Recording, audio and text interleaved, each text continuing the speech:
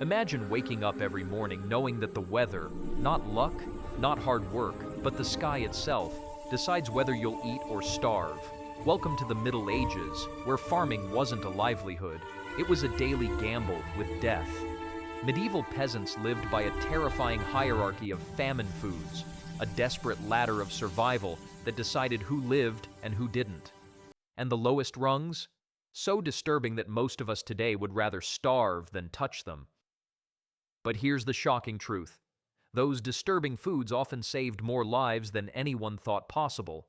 Medieval farmers didn't play with scratch-off tickets or lucky charms. Their lottery was the soil, and the prize was survival. Every planting season, they rolled the dice and prayed for mercy from skies that were more unpredictable than a teenager's moods. One morning, sunlight kissed endless fields of golden wheat.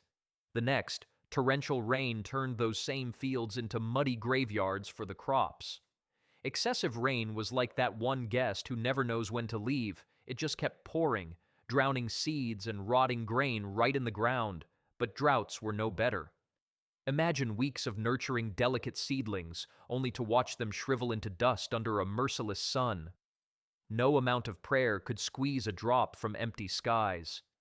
And just when farmers dared to hope, spring would tease them with warmth, luring them to plant. Then winter would swoop back for one last cruel joke, freezing tender shoots overnight. The panic that followed a failed harvest wasn't just hunger, it was the sound of empty granaries echoing across entire villages. Food scarcity could last not for days, but for years. Compared to that, our modern grocery shortages feel like inconveniences. The cruelest part? This wasn't a once-in-a-lifetime disaster. In many regions, complete crop failure hit every 4 or 5 years. Imagine knowing your car will break down every few years, but instead of calling a mechanic, you might not survive. Farming was medieval gambling, and the house always won. When harvests failed, the consequences spread faster than the plague itself, because famine wasn't just about hunger, it was an economic earthquake. Bread prices soared overnight, doubling, even tripling, while crime rates climbed just as fast. People who once shared markets began eyeing each other's livestock, and sometimes each other. Malnutrition turned strong bodies into fragile shells. Diseases, once manageable, became unstoppable. And the Black Death? It struck hardest in regions already weakened by famine. Coincidence? Hardly. But famine also ripped apart the social fabric. Rich families hoarded grain like dragons guarding gold. Poor families sold heirlooms, wedding rings, tools, even their homes, for a single sack of moldy barley. Local lords faced a terrifying choice: open their stores to feed the hungry, or risk mobs with pitchforks at their gates. Some became heroes. Others, well, let's just say the peasants found creative ways to express their dissatisfaction. Marriages were postponed, families fled to cities, and entire villages simply vanished. The phrase, "fair weather friend," probably born during one of these famines. And yet, amid all this misery, something remarkable happened. People helped each other. Church records from the 1300s show that charitable giving actually increased during famines. Even when people had almost nothing, they gave. Because survival wasn't just about food, it was about humanity.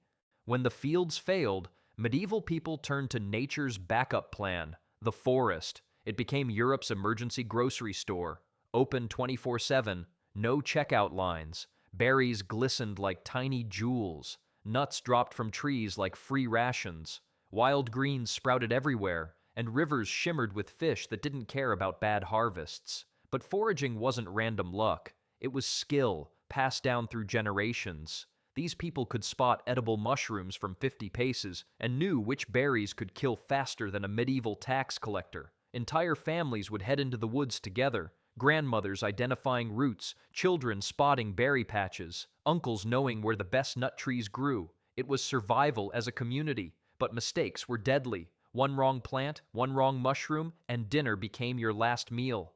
Some families survived entire winters on acorns. Yes, acorns. Ground into flour, soaked to remove bitterness, and baked into coarse, bitter bread. When you're starving, creativity becomes your most valuable skill. Even chewing bark from pine trees became a legitimate survival tactic. Humans will eat wood before giving up. And they did. When grain stores ran dry, Medieval cooks didn't despair. They adapted. That rock-hard, stale bread you'd toss out today? To them, it was a treasure. They called it pottage, a thick stew made from whatever scraps they could scavenge. Wilted vegetables, animal bones, bits of fat, maybe a scrap of cheese, and always old bread to thicken the broth.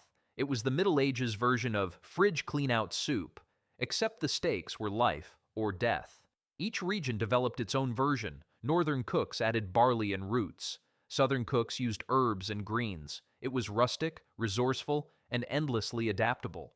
And through this, a culinary miracle happened. What began as desperation became tradition. Regional famine foods turned into recipes passed down for generations. Of course, sometimes there was no bread to make. That's when true innovation appeared. Chestnut flour became a hero, dense, nutty, and surprisingly filling. Pea flour, greenish and earthy, followed next. Then came the wild experiments: ground acorns, bark flour, even crushed seaweed along coastal regions. It didn't taste great, but it kept people alive. And through centuries of trial and error, these desperate recipes evolved into something better. Communities turned starvation into sustainability, but not every survival secret was bitter. Some were genius. Cheese, for example, was medieval Europe's edible insurance policy. A well-aged wheel could last months, even a year, and packed enough nutrients to sustain a family. Think of it as a medieval savings account, except you could eat it. And then there was fermentation, sauerkraut, pickled vegetables, and preserved fish. Medieval people didn't know why fermentation worked. They just knew it did. It made food last through winters and even improved nutrition. Monasteries were the preservation masters. Their cellars brimmed with cheese wheels, brine barrels, and smoked meats, stored for times of need. When famine hit, monks distributed food to villagers like holy ration officers. Different regions perfected their own methods. Northern Europe fermented fish and dairy. Southern regions preserved fruits and vegetables. Each one an edible time capsule of resilience.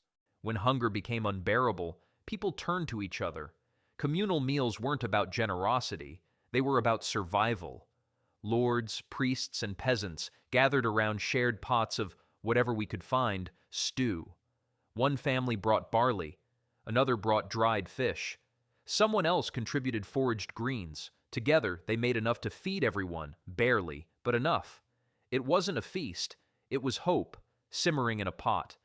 These gatherings did more than fill bellies. They built bonds. People remembered who shared, who helped, who didn't, and those relationships shaped communities for generations. Even local leaders organized food distribution systems, calculating how many mouths needed feeding and stretching every resource as far as possible, because sometimes survival isn't about calories, it's about the reminder that you're not alone in the darkness. We often call it the Dark Ages, but that's unfair, because through starvation, disease, and endless hardship, ordinary people did something extraordinary. They adapted. They learned to turn bark into bread, rot into fermentation, and despair into community. The next time you complain about a late food delivery or stale bread, remember this: there was once a time when comfort didn't exist, when survival itself was the greatest recipe of all. This was life before abundance, before safety, before convenience, and somehow humanity endured. You're watching Medieval Uncovered. Subscribe to discover the untold stories that built our world.